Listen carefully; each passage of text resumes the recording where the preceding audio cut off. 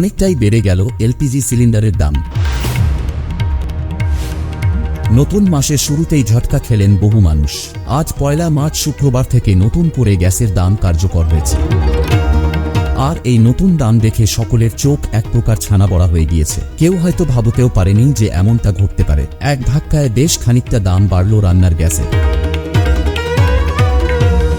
প্রত্যেক মাসের প্রথম তারিখে বেশ কিছু জিনিসের দাম ওঠানামা করে, সেই সঙ্গে সরকারের তরফে নিয়ম কানুনও বদল করা হয়। রান্নার গ্যাস থেকে শুরু করে ব্যাংকের কাজ, জিএসটি সহ আরও অনেক জিনিসের দামে নিয়মে বদল ঘটায় কেন্দ্রীয় সরকার। এবারও কিন্তু তার কোনোরকম ব্যতিক্রম ঘটল না।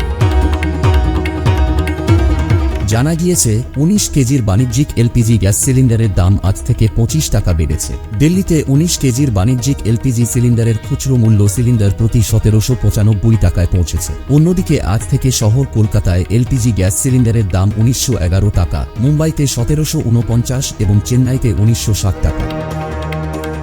তেল বিপণন সংস্থাগুলি জানিয়েছে ১৯ কেজির বাণিজ্যিক এলপিজি সিলিন্ডারের দাম বাড়ানো হয়েছে। এর আওতায় সিলিন্ডার প্রতি দাম বাড়ানো হয়েছে ২৫ টাকা ৫০ পয়সা। সর্বশেষ ফেব্রুয়ারিতে সিলিন্ডার প্রতি ১৪ টাকা এবং জানুয়ারিতে ১ টাকা ৫০ পয়সা দাম বাড়ানো হয়েছিল। তবে একটাই স্বস্তি, গার্হস্থ্য এলপিজি সিলিন্ডার অর্থাৎ ডোমেস্টিক এলপিজির দামে কোনো পরিবর্তন হয়নি।